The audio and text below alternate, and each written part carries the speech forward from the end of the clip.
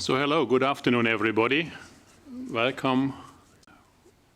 Jointly organized that is the Smart Energy Systems Aeronet Joint Programming Platform, the Ocean Energy and the Solar Aeronet, with a lot of support and also invitation by the Commission. We will have Heinze speaking in a minute, just giving you a quick overview of what we intended with this session, and you could have read it if you read the agenda. With that, if you participate here, you will learn about how national funding programs and Horizon Europe cooperate. You will know and learn how effectively and efficiently we can link technology and innovation platforms. You will hear something about what Horizon Europe will be, and especially partnerships in there. And you also will hear something from members of other initiatives from all over Europe. You see them here with the nameplates in front of them. They will all have a say today. They will speak out some requirements on national, also on EU level, of course.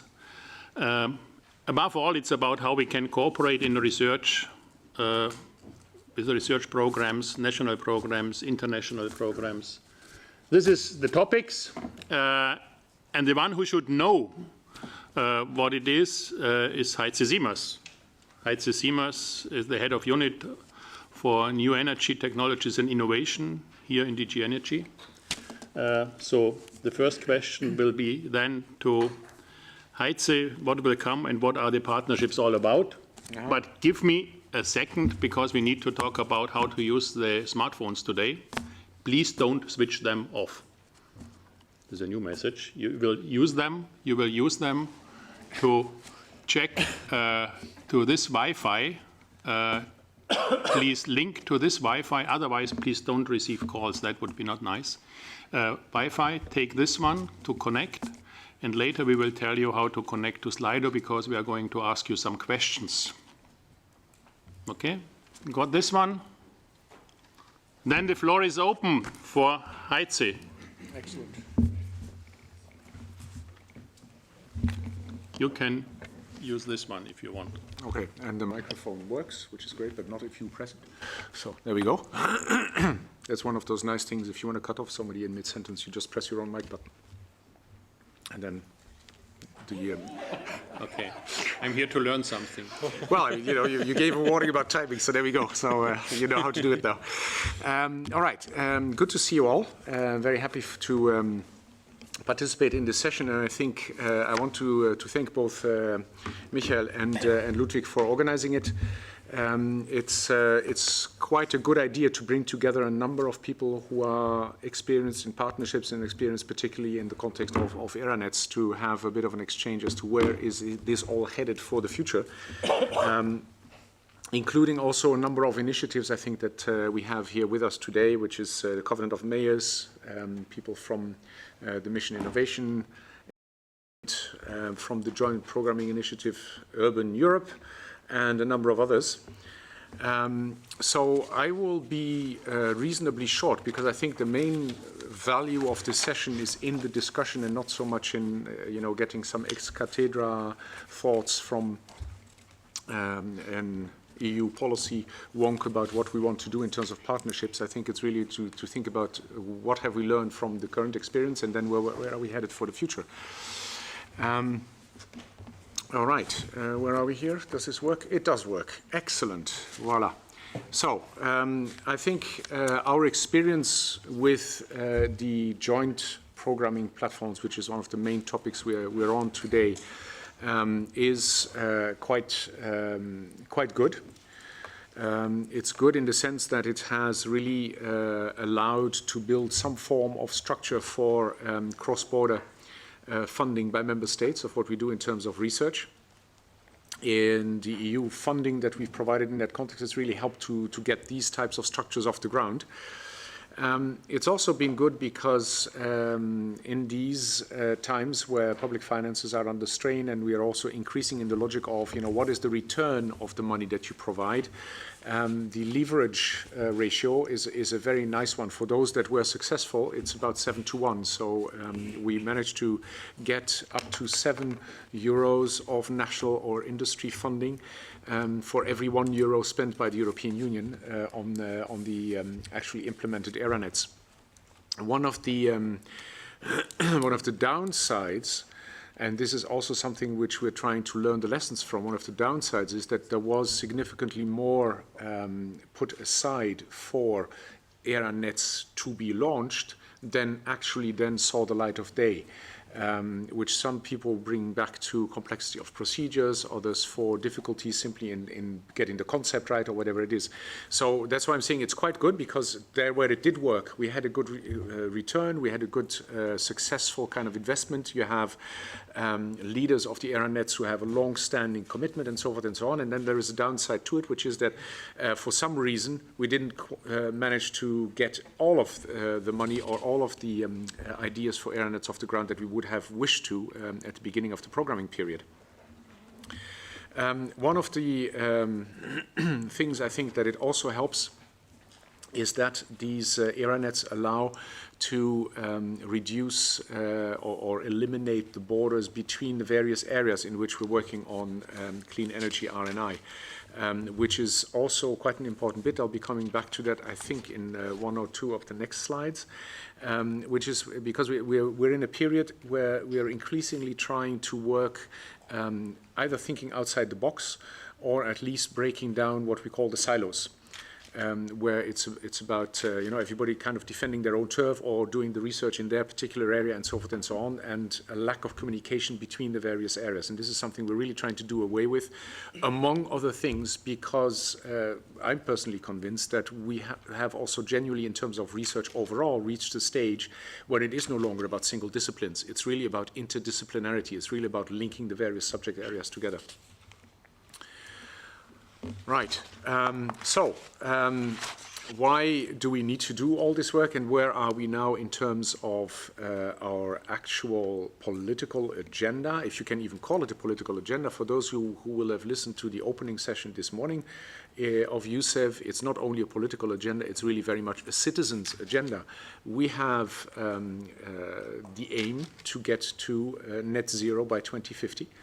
That aim is beginning to look increasingly, I'm hesitating to say realistic, but I would say optimistic, in the sense that we're beginning to really get the political signals now that it's not only something that we have put on the table as Commission at the end of last year because we thought it was a good idea, but that politically across the member states is really beginning to sink in.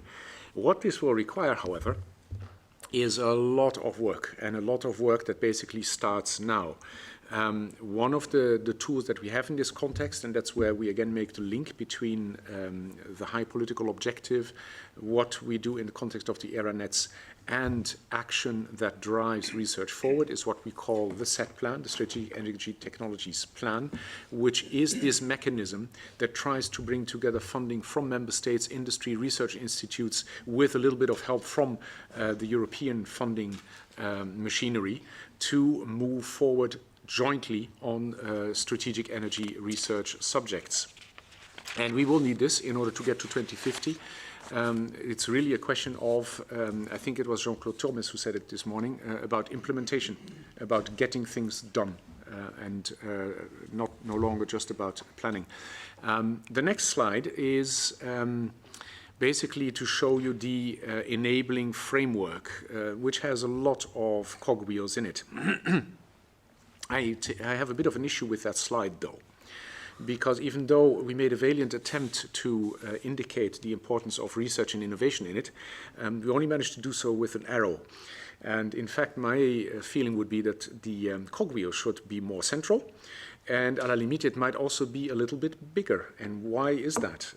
It is because if you look at where we're going in terms of energy innovation now, coming back to implementation and deployment. It is about implementation and deployment. And what does implementation and deployment mean? It means using, for the very largest part, existing technologies, but those existing technologies are not ready out of the box. They need to be scaled up, they need to be cost reduced, and they need to be mass implemented. And that's where research and innovation has a role to play in these days. And that's also, I think, the challenge that we have when we talk about the research and innovation agenda for the next years, that is to look at it as something that produces concrete results on the ground, not something that produces a project, which then leads to another project, which then leads to another project. It's really about implementation, but R&I is absolutely central in this endeavor. Right. You also know this slide here. You will have seen this before, I think. This is basically where we are in terms of the multi-annual financial framework. We have proposed a significant increase in everything that's related to R&I with that precise idea in mind. I'm not going to spend too much time on it because you're familiar with it. The only thing I want to point out is that not only have we proposed more money, but we've also increased or raised the level of mainstreaming of climate-related research in the research programming as opposed to the overall multi-annual financial framework. In the multi-annual financial framework, it's 25%. In Horizon Europe, it's 35%. So again, something which I think is meant to encourage and help. Right. So this is where we stand now in terms of where the real work in terms of the concentration of research reflection will go in Pillar 2 in Horizon Europe, where we have a whole range of clusters. In fact, what I see here is that this graph does not quite represent the latest state of play, because as you will be aware, we've split off secure societies, and we now have 5 or 6 clusters, meaning that climate, energy and mobility is no longer cluster 4 but is cluster 5. Anyway, it doesn't matter. The area in which we are working is really this nexus of climate research, energy, technologies and mobility, which is very appropriate in the context of where we are right now for all sorts of reasons that again I shall not go into. Highly relevant also, though, as you see a small arrow pointing at digital and industry, is that again this does not work in isolation, and my expectation would be that if we follow everything that we've heard from the colleagues from DG Research, from the political level, if we see how we have presented the multi-annual financial framework, that our work will not consist of saying, okay, we have a cluster on climate, energy and mobility, and that's therefore the area in which we will be working. It will, in fact, be very much in interaction with the other clusters. I can also see quite a bit of work, for example, in the context of what we want to do on energy that is related to food and natural resources, notably everything that's related to bioenergy and so forth and so on, can find quite a bit of place there as well. So important to see. You see here also a tentative budget breakdown. No need to remind you that the budget is not yet decided. This will take some time still. And only then we will be able to see exactly how much money we'll be able to spend on each of the subjects. I'm almost at the end, but we're getting now to the crux of today's discussion, which is everything that's related to what we're going to do with partnerships. And there you will again have seen that the proposal is to change the structure of what we have with regard to partnerships. 3 different types are on the table. One is co-programming, which is basically co-programming calls with industry. Member states can also be involved in this. Mainly, the idea is to prepare call texts closely with industry and to make sure that the practical implementation is done as much as possible in the form of what we are used to doing in terms of classical calls outside partnerships. One of these planned co-programmed partnerships would be on batteries, for example. The second type is co-funded partnerships. They're really aimed at joint actions by member states, and they will replace, the idea is that they would in fact replace a number of the self-standing ERA-nets in the new kind of format. And the third type is something that you're familiar with, the institutional or institutionalized partnerships, one of which, for example, is the hydrogen fuel cells joint undertaking, which you are also familiar with. So, what we are trying to look at and what we think is that the co-fund type of partnerships should allow to do more or less what we're doing today with the ARANETs. Or at least that the structure that we have in mind for partnerships should allow to do the same thing.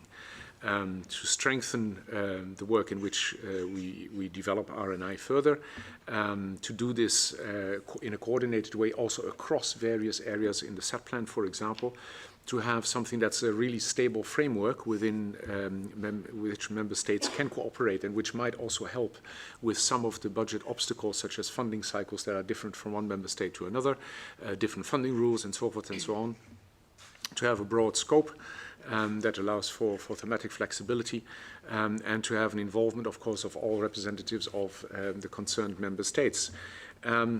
One of the things that I can also tell you, just to forestall some questions we might have, is that the actual practical implementation mode and the way in which this will work is something which is still very much part of the reflection process. We're making this up as we go along, as I put it in another meeting recently on this. The idea, however, is to see whether it's not possible, for example, to have one co-funded partnership on renewable-based and carbon-neutral energy system, for example, that would allow to cover the actions that we have, among others, under the SET plan, and that can take over where the ARANETs are leaving off. That's not the only thing there is, though. There are other elements as well, including that one of the things I would suggest very much in the context of the further reflection, starting today, but on other moments as well, is to look at other types of partnerships, including existing ones, as partnerships that can help in the implementation of the actions that we're looking towards implementing over the next 2 years. And with that, I'm at the end. Hope I did not take too much time. And let's launch the discussion. Thank you.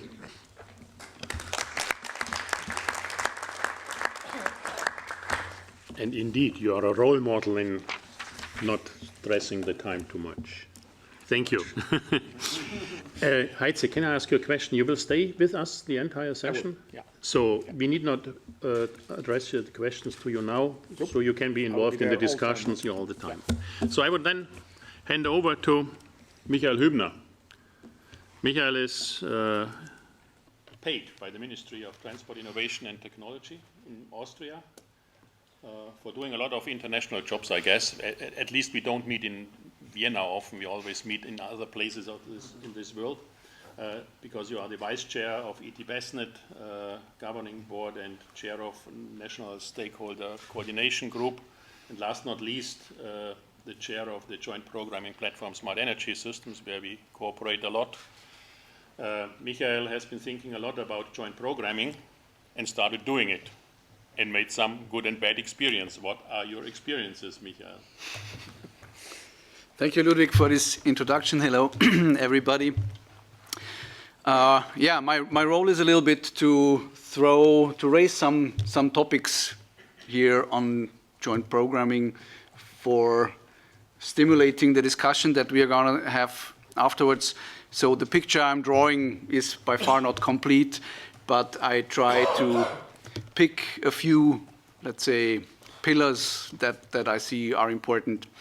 As Ludwig said, I'm working a lot also on the European level in the SET Plan Action 4, and this is dealing with smart networks for the energy transition. And just to make you understand what the background of this thinking that I will present afterwards is this vision that the European Technology and Innovation Platform, Smart Networks for the Energy Transition, has set out last year, a vision of a fully integrated energy system where energy carriers, energy infrastructures, also built infrastructures are linked, energy system which is fully flexible, involving all the stakeholders and all the actors in the field, and an energy system that is able to integrate a broad variety of technologies that enable us to reach that flexibility and renewable goals that we want to have. So it's a quite complex innovation process that leads to that.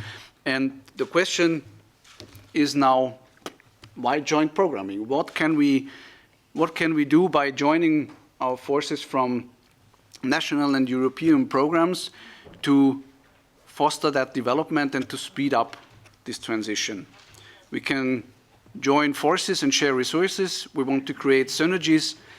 We want to share knowledge from project level to program level and set plan level on the European level, and organize the learning from the regional to the transnational and European level. At the end, we can also contribute to foster harmonization and standardization in order to create markets for technology and transferability of solutions. And I want now to dig into some important questions that are related with joint programming that may be then discussed afterwards. Mainly 3 lines that I want to draw. The first line, from single call towards multi-annual programming. Why that?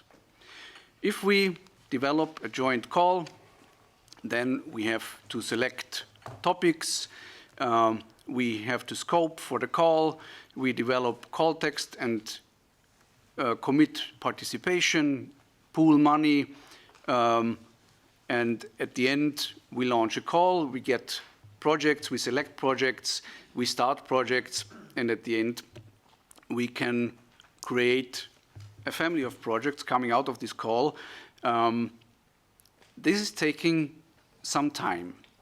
And if we move from designing a single call towards a multi-annual programming, then we see that these processes, of course, link in a way where you see that in the moment that you are trying to prepare next year's call, you have to develop the call text and launch the call for this year's call. This is according to the timelines that you have. And you have still to do with last year's call, because this call is just closing and you are contracting the projects and kicking them off. And you have also to manage, of course, the projects and monitor the projects that came out of the call from 2 years ago. So a lot of work on the one hand side to do, but on the other hand, a lot of strategic planning and learning that is going to be enabled when we start working on a platform in a multi-annual process. We can easily streamline then our process and we come up with a yearly programming cycle where we exactly know when we have to prepare for certain things, when we have to work with the projects, what things we have to develop in order to be able to launch the next and the next year's call and the year after call, and how we can work with the projects that are out there, that are already working, to gain strategic knowledge to shape our initiative. As an example, we can end up with what we have created in the joint programming platform Smart Energy Systems, because we developed a number of what we call focus areas. We started 2014 with Smart Grids and Smart Grids Plus, and then we moved over to integrated regional energy systems. Now we are preparing a call for storage solutions that will open this year in September, where we also involve mission innovation countries, and we are already starting to work on a concept for digitalization of energy systems, which should then bring out its first call in 2020. So this is a practical example of how we manage these different focus areas at the same time in our yearly programming cycle. And by these joint calls, we create what we call families of projects, because these networks of living labs, demo regions, and R&D projects are linking countries and regions in Europe. And this is also just an example of a network of projects that came out, I think, from our first 2 calls on this platform. That brings me to the second line that I want to draw. We want, when we talk about joint programming, do much more than just to finance and send off projects. That's important, that's the basis, but at the end, we want to organize the learning. top down from the European level. What do we know in the set plan already from European projects, from the strategies that we have developed? We want that to be taken up by the regional and the local projects. And on the other hand side, we want to collect the knowledge out of these projects and bring it back to the European level. So connecting the families of projects with the European knowledge base, we can bring out the knowledge with working groups that work on cross-cutting issues together with all the projects that we have. In the joint programming platform Smart Energy Systems, we have created what we call the knowledge community and develop strategic knowledge. And with this strategic knowledge, we can, again, shape our roadmaps and implementation plans on the European, on the national level, and with our programs and joint calls, we can create other projects that can answer the new questions. And to be able to do that, we need a sound concept for knowledge sharing on the different layers, from the knowledge sharing in the projects, in the programs, in the joint programming initiatives up to the European level. We have to deal with different kinds of information, data, knowledge. We have to take care of IPR rights. We have to shape the knowledge and to condense the knowledge in the right way so that it can be digested. So we need sound concepts for this knowledge sharing in such joint programming initiatives and platforms. That's one thing that is very important. This is the example how we manage knowledge in the joint programming platform Smart Energy Systems. Again, to show a practical example, we start from the roadmaps and implementation plans that we have out there, and from this we create focus areas, as I've shown before, joint calls, and at the end, multilateral projects that we fund together. We can also link other international or European projects, and we can link national projects to create these families of projects. And now we have created a digital knowledge platform. This is called Expera.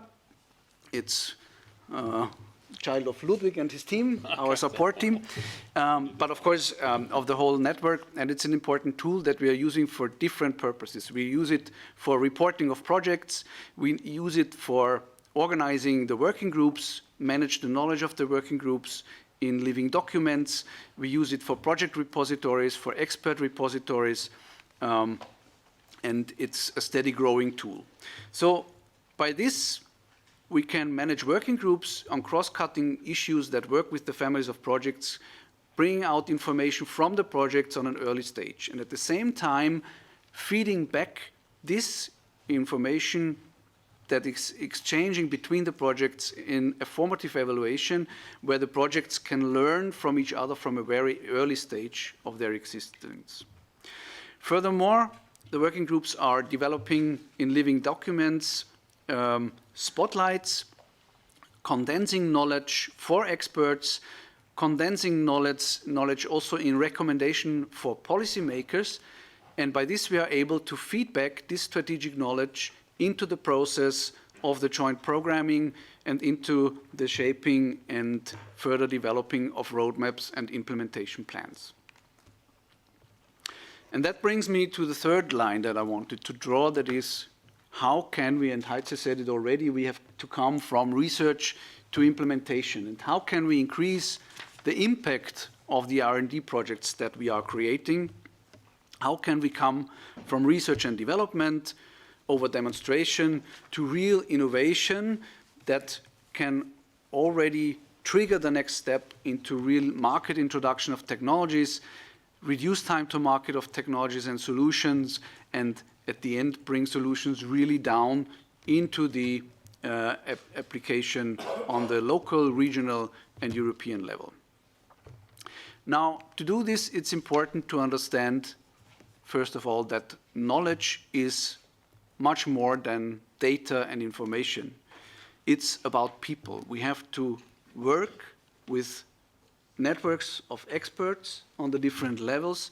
We have to ask the right questions, discuss those questions, link different informations and learn from each other to create knowledge that can really be digested by the different stakeholders and stakeholder groups in order to learn together how to develop, innovate, and implement at the end, and also to develop the right solutions that are really needed from the technology buyers and the need owners. And to be able to do that, we have to try to include a number of different stakeholders in the development, particularly not only the solution providers, but also the need owners, the people that can help defining the questions that lead to the right solutions that are really implemented and taken up at the end. And in our platform, we are using a communication model that, on the one hand side, reaches out from a coordination team which is coordinating the funding partners, the agencies that bring out calls that link stakeholders in projects where they work together. And as I've shown before already, the projects then are gathered in a knowledge community. And on the other hand side, because it's very difficult on a programming level to reach out to all the stakeholders, we're working with partners that work as intermediates to the real stakeholders that we want to include from the need owner side, from the startup community, and from other innovation fields, from regional technology platforms and decision makers on the local and regional level. And those associated partners are part of the knowledge community, and they are working, reaching out to these additional innovation stakeholders that we want to have in the network and that we want to involve in the projects at the end. So by this, we're creating better and more impactful projects with this communication strategy and structure. Last but not least, of course, we have always to work connecting different networks and to build the link between networks. One example is the organization of a call in 2019 on storage solutions, where we invited also mission innovation countries from outside Europe to join. So this is happening now, and you see here the core group of countries that is ready to develop that call that will come out in September. And it will be the first call on our platform that is working also with partners from outside Europe. We're also working with a number of IEA implementing agreements that work as associated partners in our networks, helping to define scope for the calls, define the topics, and so on. So I hope I could raise some issues, and I hope you got a lot of ideas or also offense to what I said, so that the discussion will become as lively as possible. Thank you for your attention.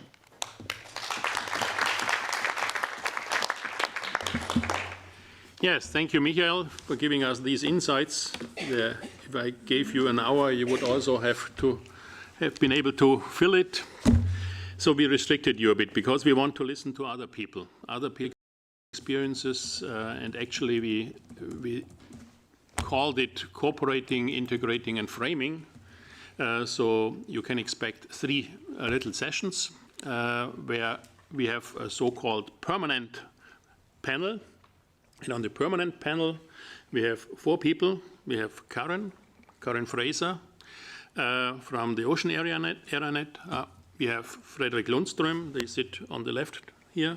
Fredrik Lundström, he is the program manager at the Swedish Energy Agency and co-chair with Michael for the joint programming platform AreaNet SES, and he knows what it means to make things happen.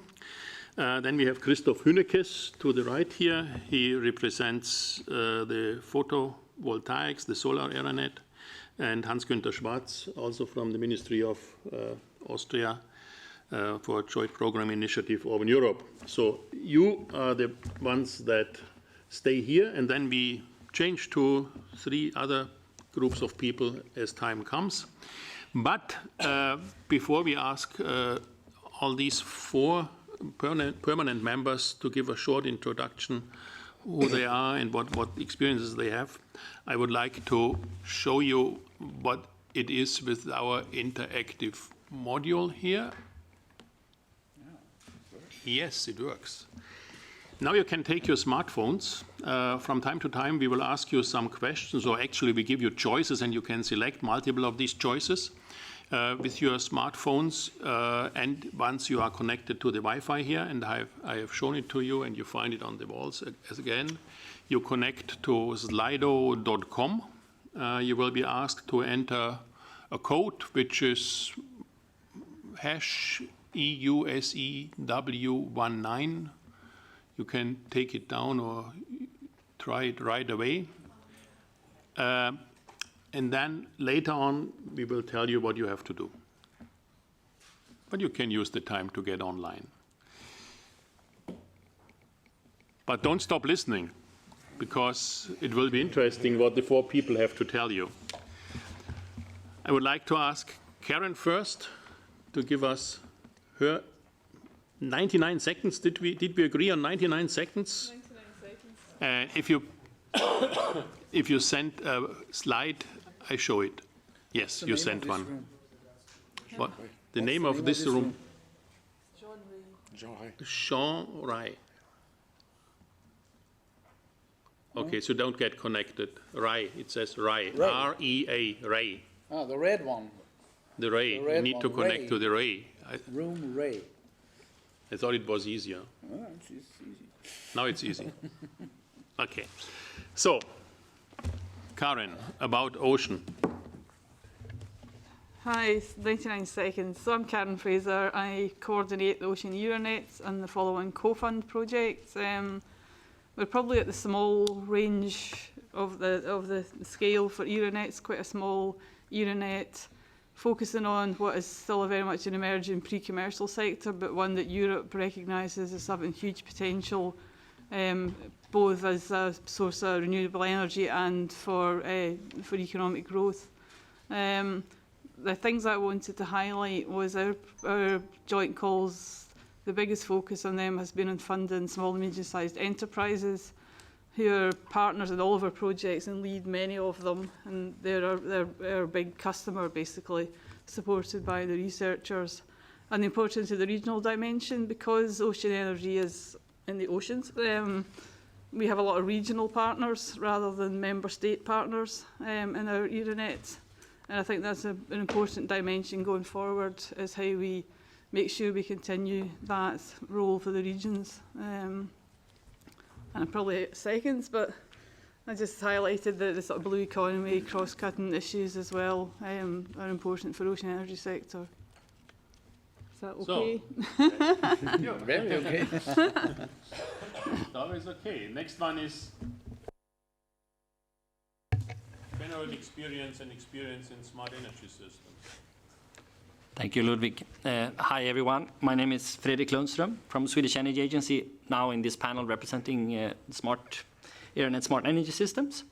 I am lucky because I think you, Michael, you mentioned a lot of the things that we're doing in the Euronet Smart Energy System. So I think I'll spend my minutes or seconds saying that we are, as you were mentioning, we're running multi-annual calls, and we have 30 funding partners at the moment. From 24 countries and regions. And as we integrated from starting with smart grids as a topic, we started with integrated energy systems. We also have multi-topics at the moment. And when I look at the partnership discussion going on, I'm looking forward to running into a multi-ERANET atmosphere also, how we can coordinate also different ERANETs. We have a lot of experience from this. We have a lot of things that we want to get better on, and I think this is where we want to come. In the end, by connecting a lot of institutions that can fund partners, in the end, we have to support the projects and those who are running the projects and those who need the results from the projects. And this is what I'm hoping we can learn more today and get new ideas on how we get forward there. And you had a slide on the man walking on 2 legs. Yeah. Sentence on this one? Okay, if you want me to say a sentence, we have, as Michael mentioned, we have not only the projects, not only the calls we run, we launch the projects, and then we gather the projects also in what is called the knowledge community. And then we have a different set of activities there together with them. And okay. So, next to be introduced is Hans-Günther Schwarz for Urban Europe. Thank you, Chair. So for us, we have been mandated by the CEPLAN action on smart cities and communities, focusing on positive energy districts, to manage, to set up a management structure which can really integrate the theme of positive energy districts and carbon neutrality into the program work we are doing in the JPI Urban Europe. Although, of course, the themes that are covered by the JPI Urban Europe are much broader, and they go beyond technology, they go very much into the procedures and societal challenges covered by the urban theme. However, you can see here that even on the level of the Positive Energy Districts program, we have to work together with other actions, notably the action number 4 on energy systems, which is run by the ERANET or by the Joint Programming Platform on Smart Energy Systems. But also we have to interact with the action dealing with the buildings, energy efficiency in the buildings. So collaboration with the problem owners is one of our central points. But however, also collaboration with all actors where we have an interface with is another strong leverage point. And I think that describes very nicely how we have to work and how we have to work towards the future. Thank you. Thank you, Hans-Günther. Last but not least, for Solar ERANET, Christoph Hünig. Yes, thank you very much. It's a pleasure for me introducing the Solar ERANET to you today. So Solar ERANET is led by our Swiss colleagues from Net Energy, and we are part of the core group. And solar means here photovoltaics on the one hand, and solar thermal concentrated solar on the other side. And as you know, CSP is just about to starting an own ERANET just these days. So Solar ERANET has a long history. We started with the first calls in 2004 under Framework Program 6, and we are just carrying out the 6th call and preparing the 7th one. We have received 110 full proposals, which resulted in 60 running projects, with a budget of 75 million euros. Yes, and we have a consortium of 14 European member states, associated states, or regions. So our core messages I would like to draw your attention to is that we see from the projects we were able to initiate that there's a real and deep cooperation with complementary skills and complementary equipments, and a very good exchange between researchers and industry all over Europe, at least. And we see that the topics we could address cover the whole value chain, as well for PV as well for CSP technologies. And we see that as a result of these and other measures, that research and development, at least, and indeed acquired industrial areas are still world-leading in Europe. Thank you. Thank you. So, after this short introduction, and the valued members of the permanent panel will always have the opportunity to ask questions or give answers. And so you just step in if you feel like it's necessary.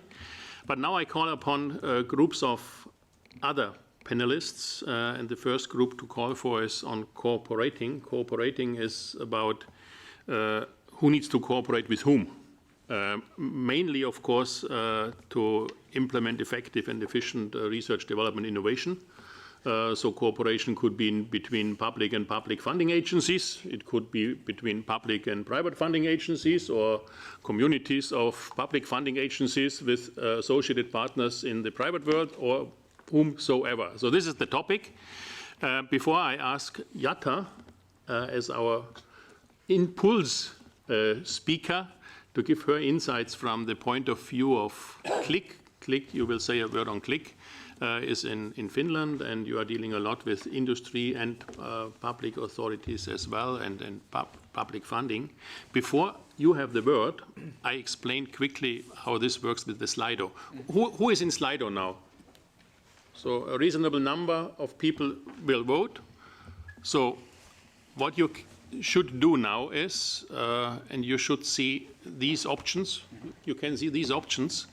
And throughout the next 15 minutes, we will somehow touch them. And the question is, to your understanding, what is the most promising trigger for cooperation in research, development, innovation, for whomsoever?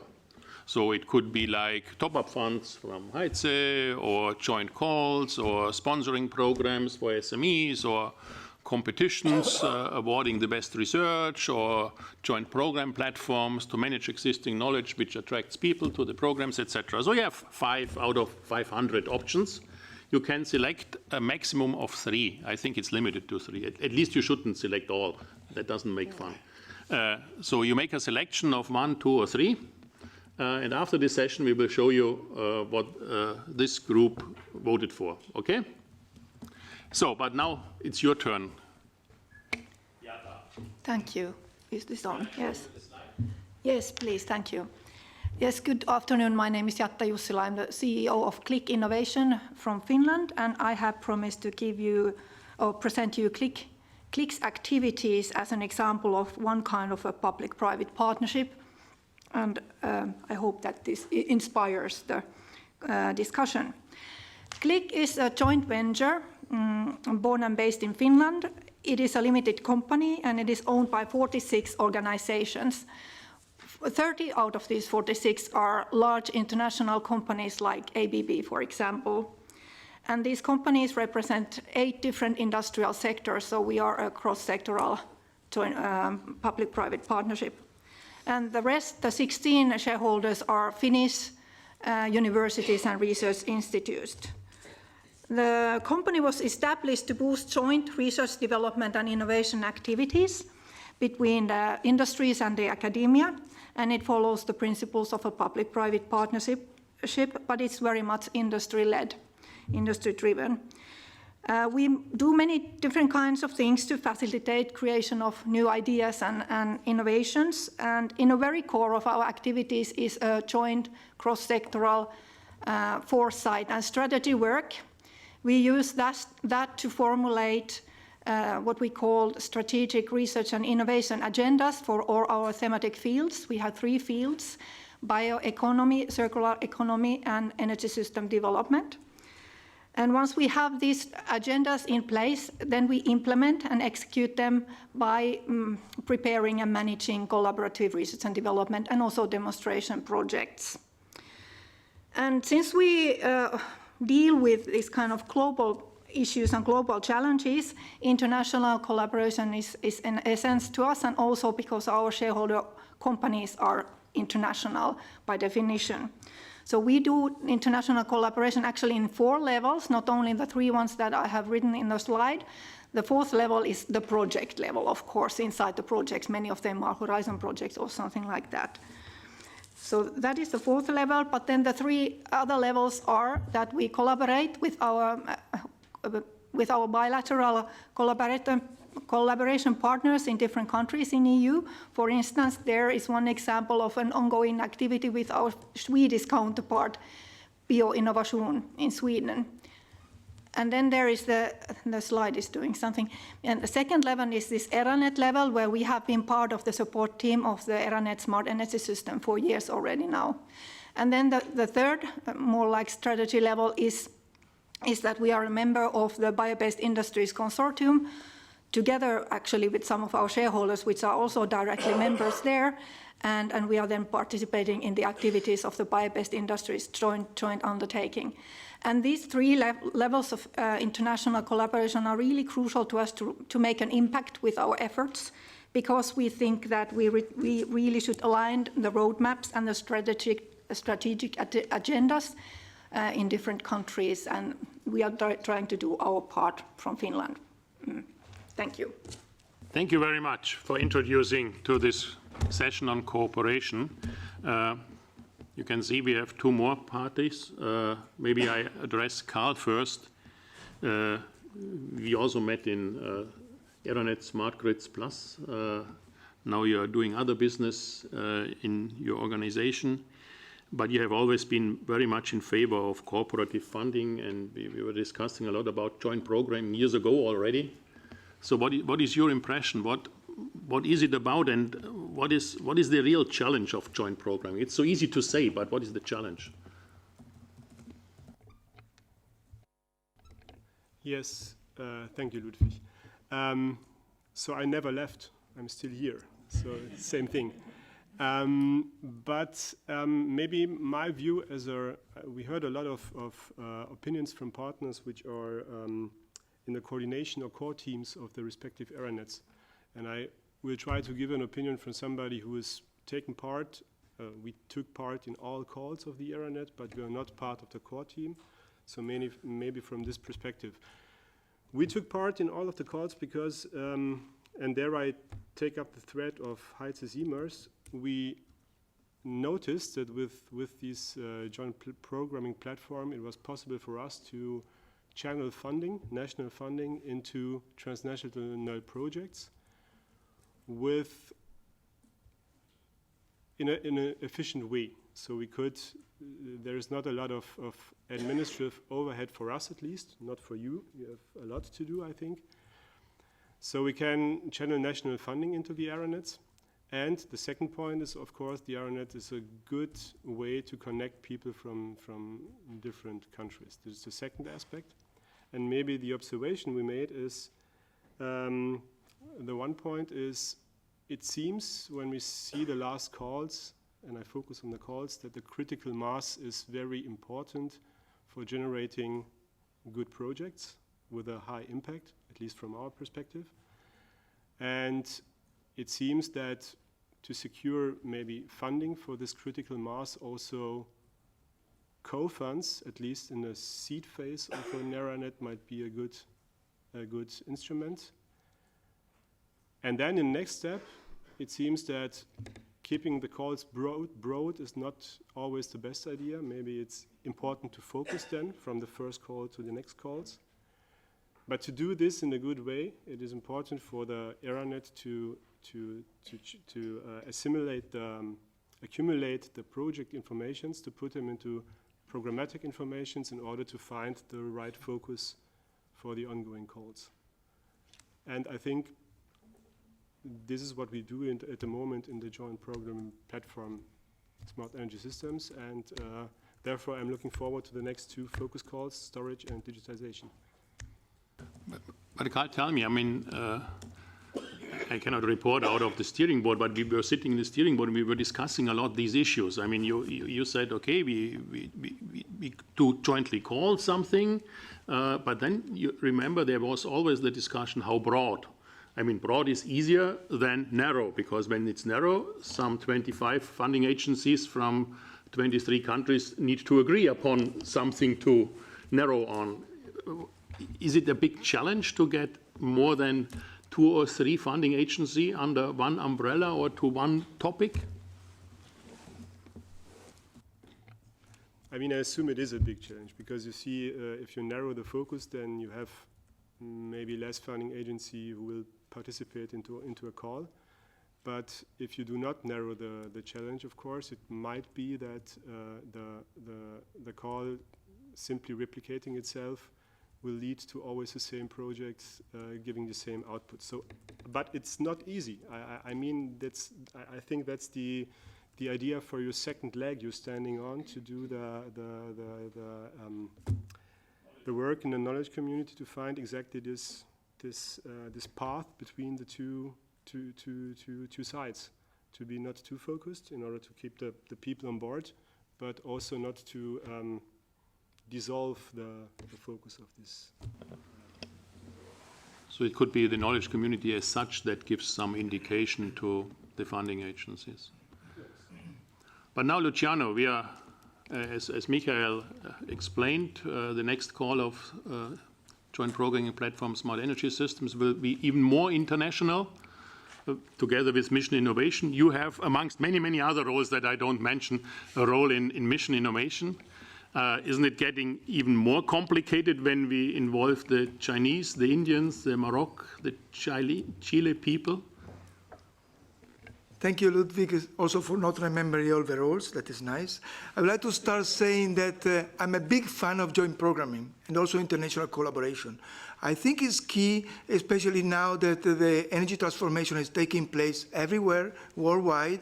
And according to the survey we made in Mission Innovation, but also in ISGAN, we face the same challenges. So why not joining forces? Why not to repeat the same mistakes? Why not to launch the same program over and over? So the idea is like to drive a change, is to converge the little funding we have or large funding we have on topics that deserve our attention. I know that public body can support long-term research, but then when we come to the point that we want to make a change, we need the private sector to be fully engaged. We know that ourselves can come to a solution that is very good to laboratory scale, will never appear and materialize in the real grid, because need to be validated, need to be double-checked, need to be conform to standards and so on. I would like to say that it's important to reply to the question about how to deal with China and India. We are in Mission Innovation co-leading the Innovation Challenge 1 on smart grids with a big giant as China and India. And unfortunately, we know that how much Europe is doing is still not having enough impact on global warming if countries like China and India do not take our example. So coordinating with them, working with them is key to avoid that they select some not reasonable path, that we make some technology lock-in that will make a carbon, for example, used for the next 40 years in their country. So it's important that if we develop a strategy, we try to disseminate this strategy to inform them this is the right solution by showing and sharing results. So we put in place some practical tool. One practical tool is called GIA's Market Innovation Accelerator Platform. It's a platform where we want to share best practices and results from our project in order for them to be able to detect, select, and decide if they are fit for their solution. So this is a way, and this will involve public and private. And then the second option, and it was another big idea, was proposed by Austria, is the multilateral funding scheme. This is also good because the same approach that was successful in Europe can be used elsewhere, involving the country that make a change in the energy transformation worldwide. So I'm open to this kind of stuff. I mean, amongst your jobs is also something in ERA, so the international cooperation of the researchers. Now when we talk to the research organizations, you know them in India, in China, and all these other countries that we are going to involve now. Can you give us some advice when we integrate? I don't know. Do they have another milieu of research, or what? Is it more difficult to cooperate with such funding agencies in other countries or with such other types of research institutions? I believe it's not difficult. We signed 2 collaboration agreements, one with IT, that the Indian Institute of Technology. There are several important groups everywhere in the country, from Roorkee, from Delhi, whatever. And we also signed another agreement with Chinese Academy of Science. We are eager to know which solution has been implemented in Europe. They have a large amount of PV and wind in China, but they have a very large curtailment, 2 digits. We know that we need 1 digit and maybe very low one.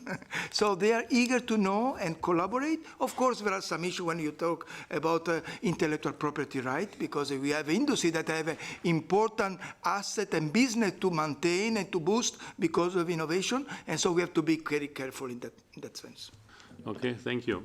Maybe a final question to Jutta. I mean, you explained how you do that in Finland, and obviously you managed to get public funding and industry on the same level, on a level playing field. I mean, any recommendation when we try to get public funding agencies, private funding agencies, private industry, etc., into one program? I think it is actually very crucial to do everything to engage the industries to sort of share the common vision and the roadmap. Once they are there, then the private financing will flow and the project will flourish. But if it's too much like public sector driven, then the private sector financing is not going to be there, and the private sector is anyway the sector that is going to implement the business and the technology. So in my opinion... Oh, sorry. I learned that I can switch you off. Sorry for that in that case. But maybe before I let the permanent panel ask a question, if you have one, Heitze. In one of your slides, you explained there's a difference between co-fund and I think it is called co-programmed. What actually is the difference? Well, you're scratching at the levels of my knowledge here, but the co-programming is mostly intended to be able to co-program with industry. Okay. And the co-fund is for something where we would work together between the research funding and the member states in order to move things forward. But again, I think that the central message here is not so much is it one or the other. Yeah. The central message is, and it came very much out of the discussion that we've had so far, is you will need the combination of all the various instruments that are there, and it's absolutely essential to involve the private sector. Why is that? It's not only because there's a lot more money there. Don't forget, if you look at the proportion of private sector investment versus public sector investment, I don't need to draw you a picture, but also because the involvement of the private sector will ensure that you get the result drive that you need in order to be able to deploy things on the ground. So for me, it's essential to look at how do we get that mix right, rather than to stare ourselves blind on what are the formats of the partnerships that we're going to use. But you, on the EC level, you master all these formats, so at least the two that we have been discussing here. I would say no. I think we're learning. And we're trying to set these things up in such a way that there is an increasing ability to be flexible on the financing means that are being used and the combining of financial means. I'm certain that we do not master all of that yet. Let's jointly do it. Any question, any comment from my permanent panel? Something to your mind? Yeah, I was just about to listen to what Jutta was saying about the private sector involvement, because I think this is something that we know it's really important, but it's also really tricky. You working with a lot of, so we know it's important, but how do we do it? What is your experience? And if you would send a message to public funders trying to collaborate, what are the most important things we should think of to be relevant and to make the private sector be able to be in the forefront? At least to my experience, the private sector is very willing to join this kind of collaborative foresight work and strategy work. And at least our shareholder companies value very much the joint undertaking format of collaboration, because that is exactly that they are doing European level discussion between the companies, what are the topics that should be studied more and where should the research and innovation investments go. So it is to launch this joint foresight and strategy work. But of course that is only possible if you have a platform where they can do that. And I think we need these kind of platforms on a national scale, but also on European scale. So that is my view. I'd just like to add something here to what Frederick said, because according to my experience, these questions of public-public partnerships and public-private partnerships merit a more differentiated approach. In my own case, with the urban question, I usually ask who are the problem owners, and I would define problem owners as the ones who put money on the table. Well, unfortunately, there is no industry which puts money on the table in the urban case, unless you call the real estate investors and developers an industry. But it's just to say that you can divide like the investments in 3 different categories. You have the usually investments which come when there is a clear market perspective, and these are technologies, artifacts which are scalable. Then, of course, industry will happily invest. Then you have those investments which are big and they're not scalable, like the ones the utilities do. And utilities build a power plant and they will take 30 years to pay off their investment. And for that, they need a stable market framework, and that's why we have the energy market framework, or like the telecom market framework, with a regulator. Well, in the urban case, none such thing exists. So we have quite different situations which need to be examined in detail. Thank you for that comment. Let's go on, guys. I have this clock here, and we have to be done in half an hour. But still, we owe you the answer of our little survey. Can you see it now? Yeah, it's coming. It's coming. Is there something blue missing? No, here. So mostly you are in favor of joint calls, joint platforms, and we still need top-up funds from the EC. Oh, yes. Okay. Can we display the next question? Is that easy?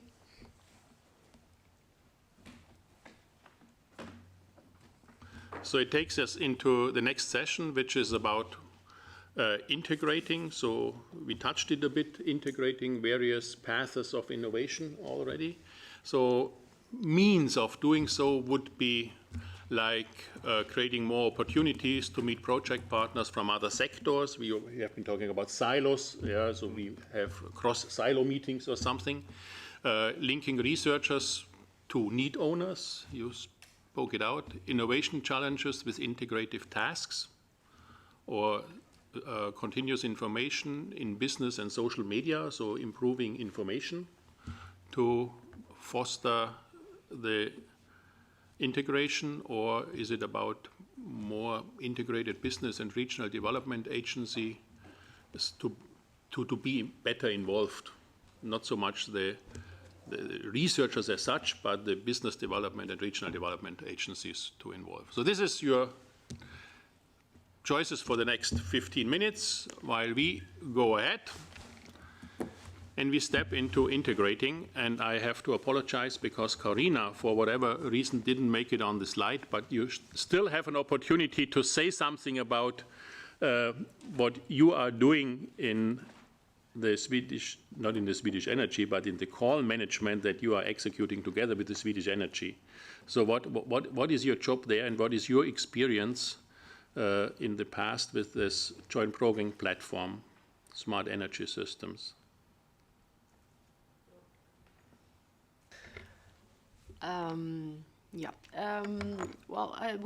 We're working closely with the Swedish Energy Agency on the call management, and I'm representing Nordic Energy Research in that.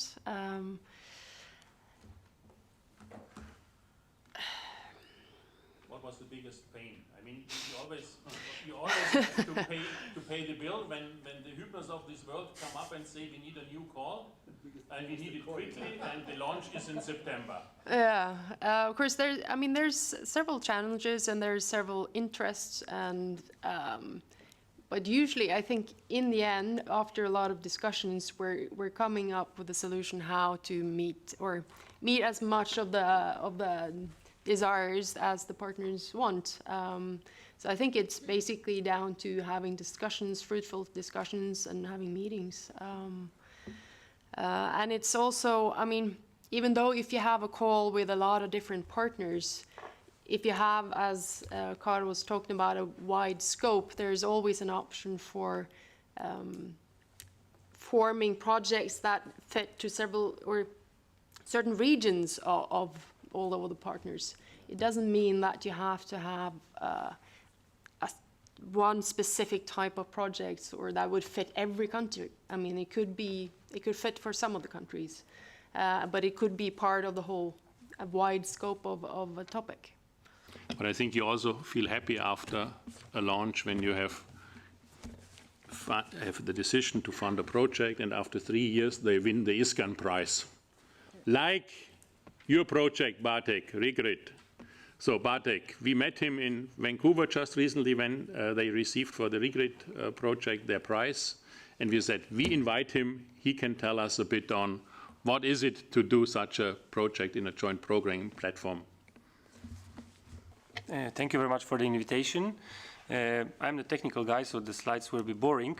But nevertheless, I want to share with you the perspective of the project implementation. So what we did in order to fulfill the programs and the platforms which you set up.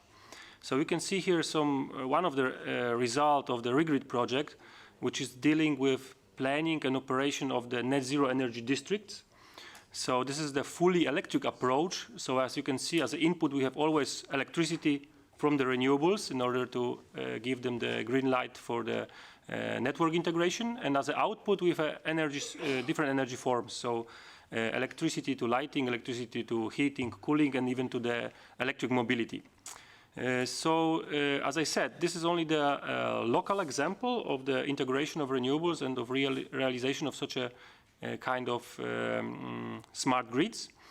And I would like to with you share also some much more broad perspective, which is also one of the projects founded by MWE Ministry in Germany and coordinated by PTJ.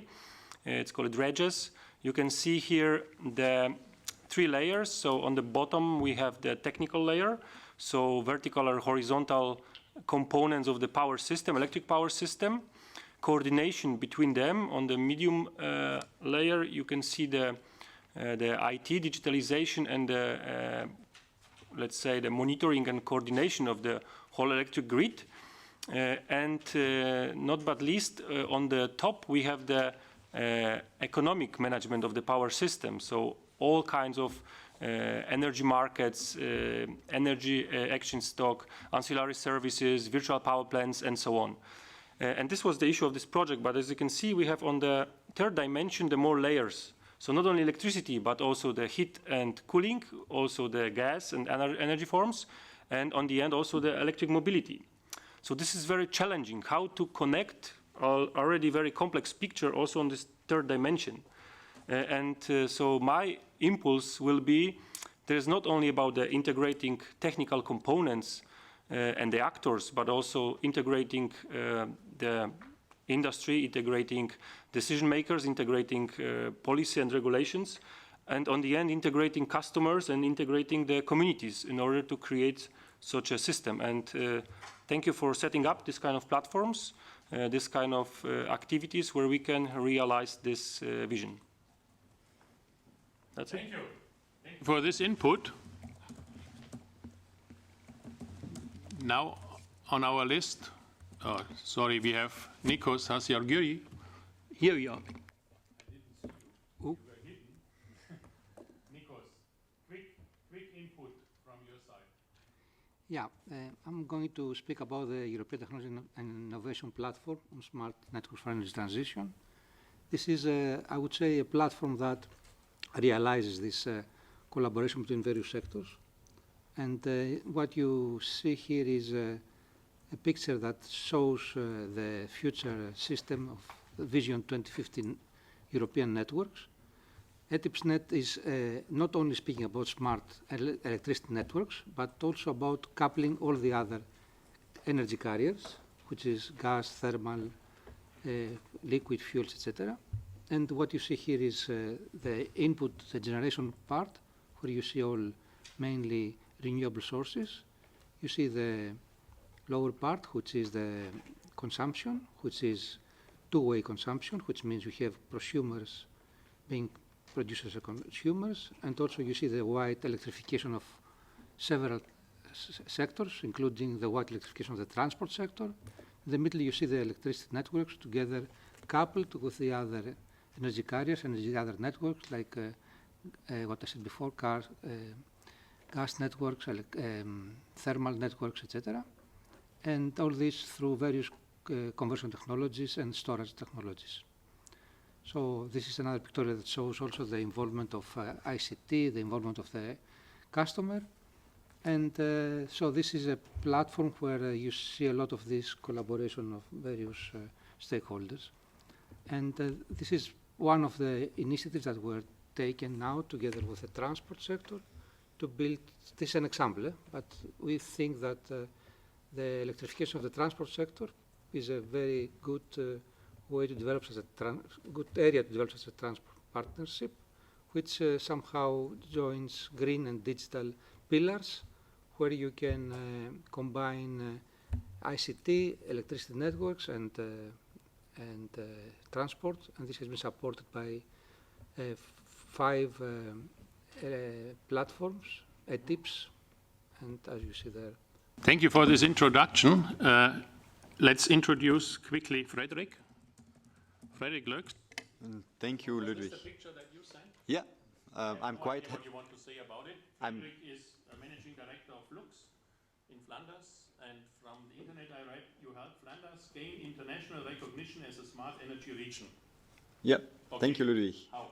I'm quite happy I didn't put a slide with what Flux 50 is, because I can be quite brief. We are the click for Flanders, so we are a public-private partnership in a triple helix constellation and so on and so on. So Jata did it very well to explain it, also industry-driven. And I would like to emphasize 2 things that are very important in joint programming, and that are the 2 pictures I want to show, which can be quite weird, but having a consortium or partnership in joint programming means that you have a lot of different insights and you have a lot of different backgrounds. In order to make it work, you really need to have that conductor that is creating that harmony out of the different violins and triangles and I don't know, whatever is present inside an orchestra. So that's the reason for having the orchestra displayed. And I think it's very important to understand that cooperation is not something that happens out of itself. It's something that needs to be managed, it's something that needs to be facilitated. And I think that's also very important in a joint programming initiative, that you take into account that that role needs to be present in order to get good consortia. One of the things that we see is that creating such a orchestra takes some time, and whenever that orchestra is formed, they are very keen on starting as fast as possible. So one of the experiences that we have with the GPI and with also having quite an attractive regional scheme being put into place, so it's very difficult to convince people to wait for 8 months on a decision in a 2-stage procedure, when in the regional level you have a system which is only taking 3 months and they have a decision and they can start. So that's something that should be taken into account, that we see as a conductor, that it's very difficult to take into account from time to time, especially since we're now moving to digitalization, those kind of things, which are things that are really moving very, very fast. The second aspect is the need for trust, and trust is something that comes quite slow and that goes away quite fast. So whenever you are starting inside also, and that's something that comes into attention when you have a lot of existing consortia already, consortia that already trust and know each other for ages, it's very difficult to enter as a new company into such an existing ecosystem. And still, I think it's very important to, from time to time, engage new blood into existing consortia, engage new consortia into a joint program initiative. And I think it's very necessary to take into account that kind of new insights also, and try to avoid being stuck with the same consortia, which have the advantage that they know the entire procedure, which is very, very important. Once you're in, and it's difficult to get out, but getting in when you're out is not always that easy. I mean, Heitze mentioned in the beginning something about silos. I mean, do you have silos in your institution or in your organization as well? So different spectrums, different scopes of activities in your members? Well, we do have 5 different silos, if you would consider them like that.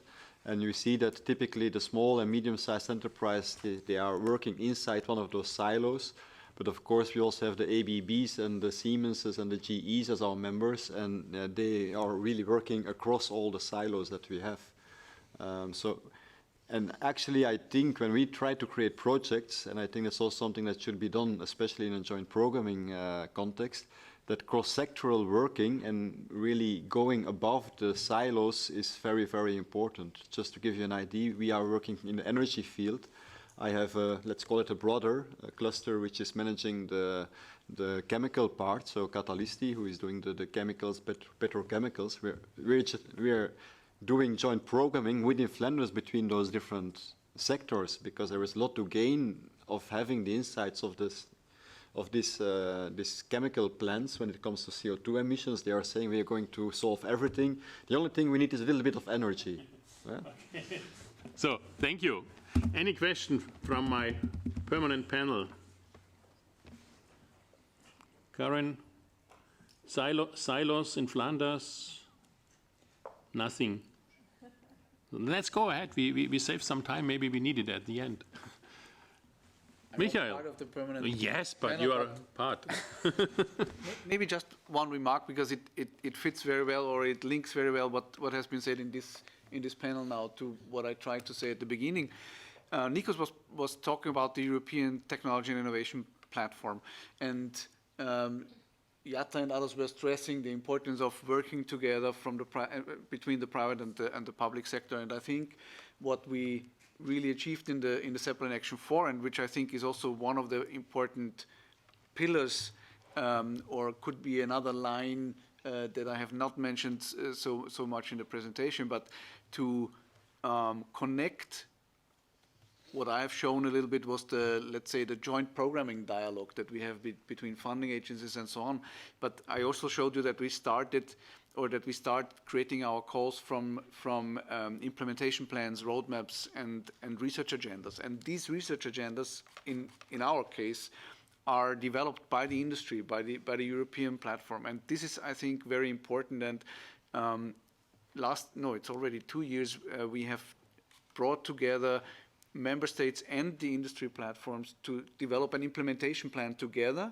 I mean, it was a little bit. It was 2 parts that we put together, but still, I think it's a success that we came closer to this collaboration and integrating the views. And I'm also happy that tomorrow there will be another workshop where we will interfere.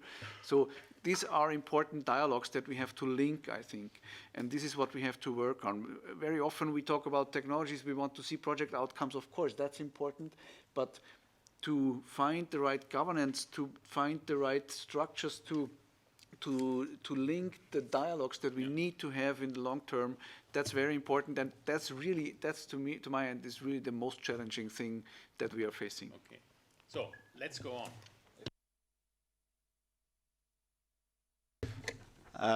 Just to back what Michael says, the experience that we also have from creating projects is that after, let's say, 2-3 years, when you go back to the company and you ask, okay, what do you find of the project that you now conducted? Quite often they say, okay, with that partnership, I'm doing this and this and this and this together, and you're approaching that market together, and you can see there is a lot of value in the in having that network. And you ask them, what did you find about the subsidy? Oh yeah, the subsidy, yeah, it was nice. But the real value of an exercise is not inside the subsidy, or should not be within the subsidy, but should be in having a new network in which you can have new insights and create new value out of that network. And this results obviously from the right challenges. When you put out the right challenges, people do the right things and they feel happy, as Frederick says. So this is a result of our little survey. We come to the next session. The next session is about framing, and the last one, and we have to hurry a bit. Can we show the questions that go along with Slido? So it's now about framing. I mean, often research, development, innovation teams complain that the ideas cannot be implemented due to not existing or not the right regulatory structural frameworks, whether it be on national or municipal or wherever administrative level. So this is about framing, creating the right frames. So the results of the research, development, innovation activities can really be transferred to market or something. Means could be we create formal networks of stakeholders, we can align multi-level monitoring reporting, so improving the programs. We can create consistent regulatory frameworks in all Europe, or we can better involve citizen processes and effective media campaigns, so to address people, motivate them, advertising what we have. Or, for example, on the municipal level, we could implement cross-cutting structures in very divided public administrations. This latter one should have been discussed with Amanda Eichel from the Global Covenant of Mayors. Just recently you have seen that the Covenant of Mayors from Europe went global. Now they have Amanda, and she went global, and she didn't make here. So they apologize a lot. They cannot participate, but they said that they really want to cooperate with whatever we come out with. So they are keen to have our results also on a municipal level, and they will meet us next time. So we are left with 2 people. They have a bit more time then.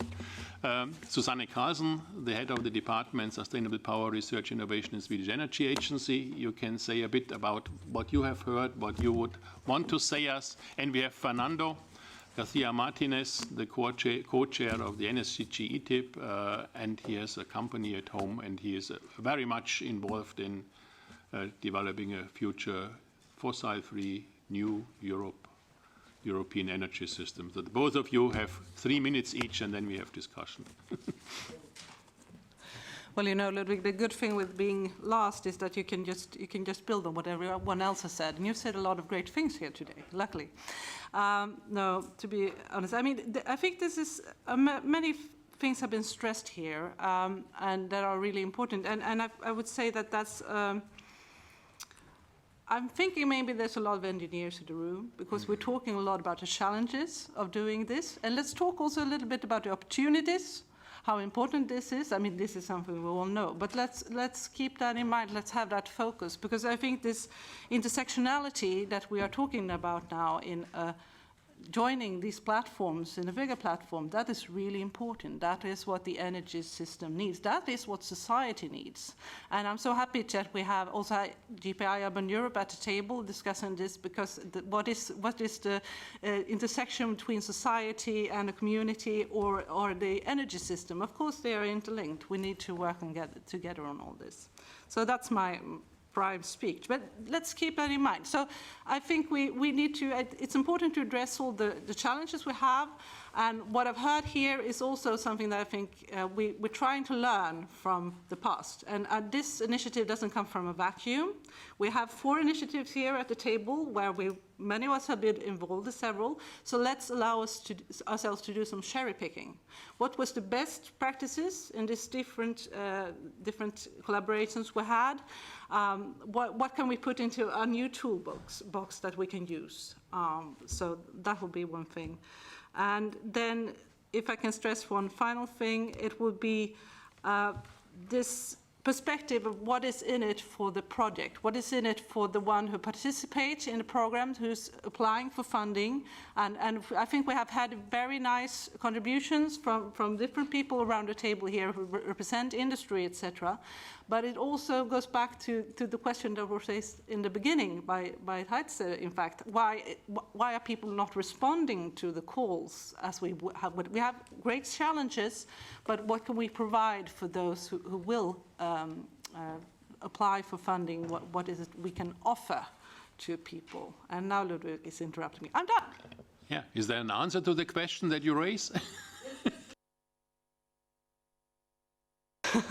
There's just one answer, and it's very simple. No, that's a question for further debate, I think. But let's have this opportunity also to reflect on it. What can we do? What can we do differently? What can we do better? How do we build on where we already are?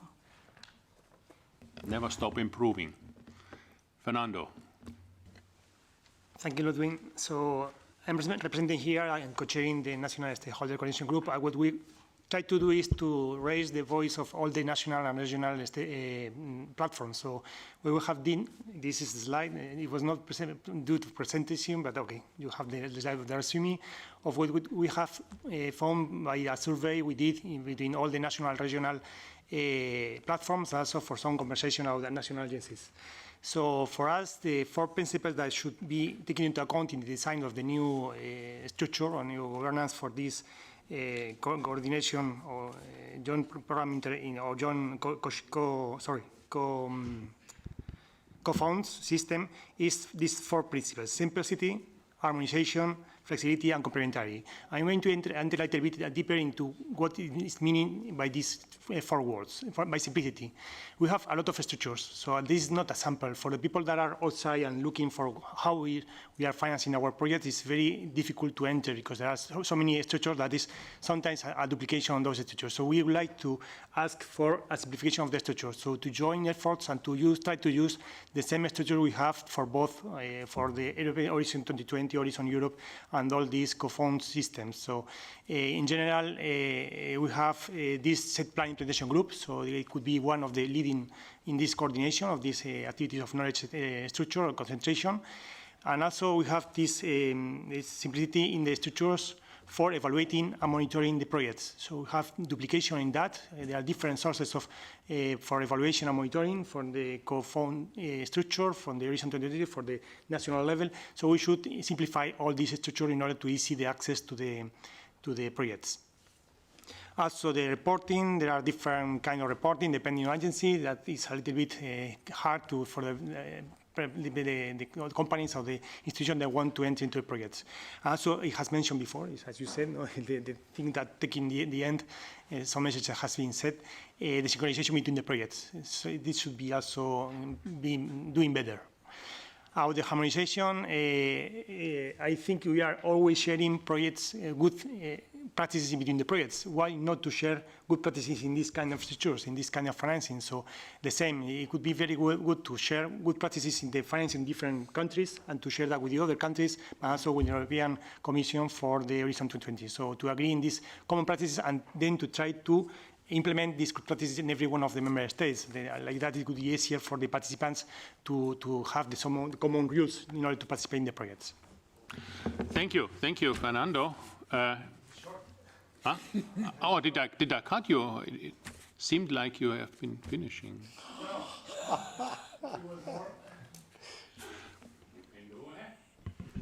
1 minute more. Our flexibility, we would like to have also this bottom-up approach and wider scope for the co-funding systems, because like that the member states and the agencies, the funding agencies could select better the projects. And from the complementarity, it has been said that the co-funds are better because they are more in contact with the local needs of the member states. So there is a difference between the Horizon 20 level and this kind of co-funding that is more close to the local needs. So it's this complementarity between both systems. It could be very good to take into account in the design. So what role would you give to the national technology platforms or something when it comes to framing the calls? For us, it's simply to ask for easy the organization of these kind of structures and to easy the participation of our partners in the projects. It's our goal. Is how to easy the participation and to foster this participation. Thank you. So it's about the large chance of my permanent panel to ask something or to comment something. Part of the panel is gone. So. Christoph. Then I would like to allow one question. For me, framing, it's the transition between demonstration towards implementation of solutions. And my question would be, there's this new instrument of living labs where you can try to use new solutions in a real environment without keeping track of all the regulations which already exist. For example, if you have been asked for discussing framing, are there any experiences with this in your ERANET or in your national activities? Susanne? I don't know if I can, I mean, of course, I don't know how new the Living Labs instrument is really, but it depends on what you call a living lab, I would say. But I was thinking about that. Yes, there's that as a transition. There's also the quadruple helix concept to bring in citizens and citizens' perspectives into research and development, which is really a way to push it further and help this framing. Yeah, that's part of it. Thank you. I'm just trying to check out if Karin or Frederick wants to add something. I mean, I can maybe just reflect on one thing. There's so many things that are good that has been said. I'm looking now on the pictures by Fernando here, I think, and I'm thinking specifically on the one on harmonization, and also I'm thinking connected to that to think long term, because building networks and to build trust, as Fredrik was mentioning, takes time. And if we are too eager, thinking that we will launch the projects tomorrow that will solve our problems, then I think we do a mistake. We need to think now, what should we do today to be able to launch good projects that can work efficiently and create good results, but in 4 years and 8 years from now? Because what we're doing today is a result what we started 4 years ago and earlier. And this we should not forget, because otherwise we look on the wrong data when we try to assess. Okay, thank you. Maybe a last sentence, since the mayors are not represented now. We all know, and Hans-Günther has shown it, that a lot happens on the municipal level. How can we maybe adapt or improve our RDI programs so the results better fit to the needs of the municipalities, or even more, how can we better involve the municipalities? That was something that Amanda wanted to talk about. How do we get to this municipal level and the local governments, the local administrations? Can someone please say a sentence on that, so we covered it at least in the absence of the Covenant of Mayors?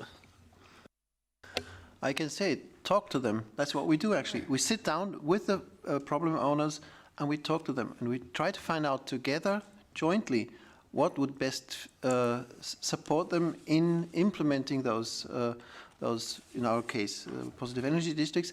But it might be something different today and tomorrow.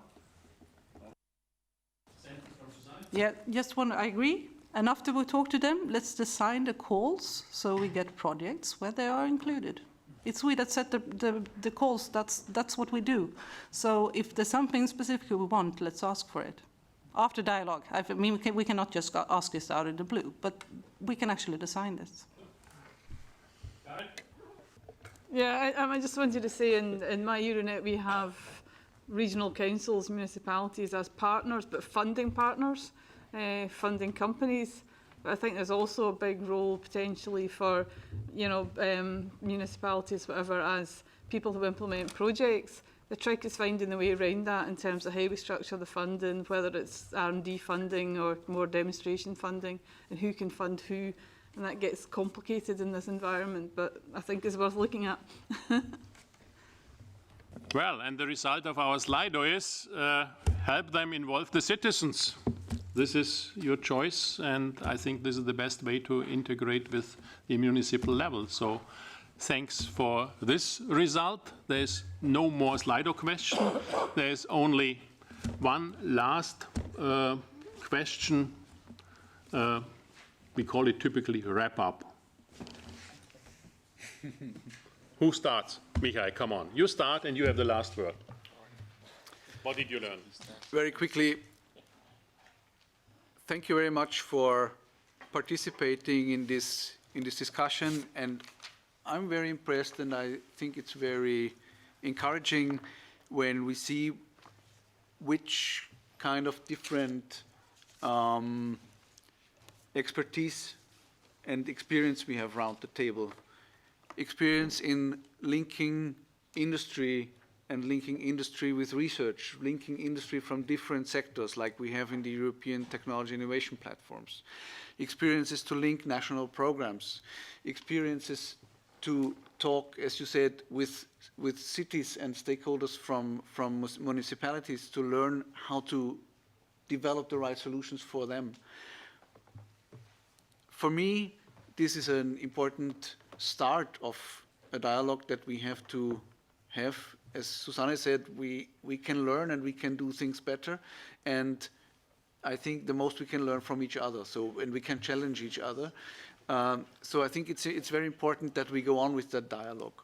We have to have this dialogue on different levels. This morning we had a National Stakeholders Coordination Group meeting where we linked the European level industry groups and experts groups with the national platforms, with the national research institutes, with the national program managers.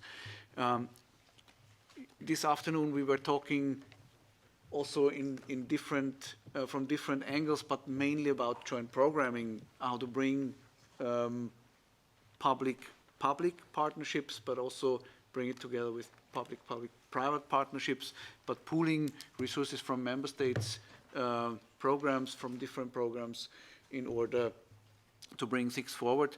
And we are planning already a meeting of different set plan actions. Actually, Hans-Günther and me were discussing that a lot. It was in your slide. So it's from the building sector, from the cities, from the energy systems sector, and also from, what did I forget?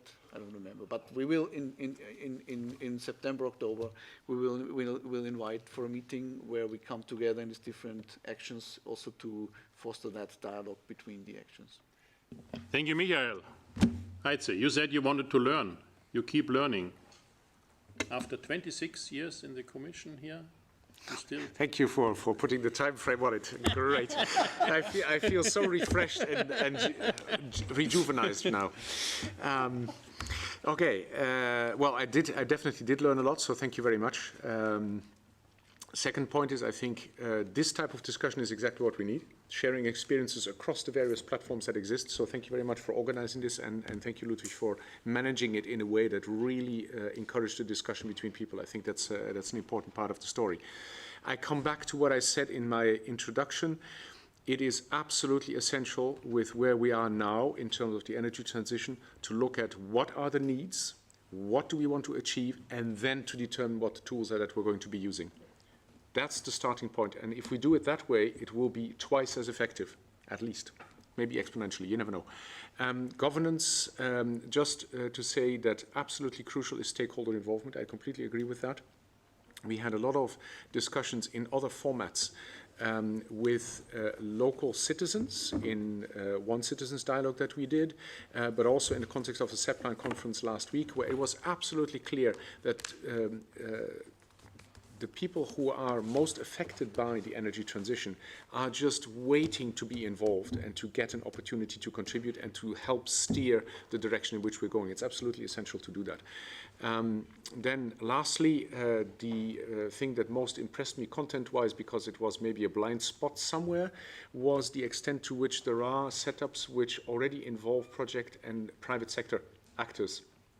That is something that I think is really important to spread much more, because without private sector actors, we are not going to get there. Finally, thank you all very much. My door is always open. Either call, send an email, or whatever it is. Happy to talk anytime. Thank you. Thank you, Heinze, for being with us. Thank you, everybody, for joining us. We have to quickly leave the room. In the Holy Bible, it says, if they work, give them to eat. The ones that work get something to eat when they pass the door. Thank you for coming.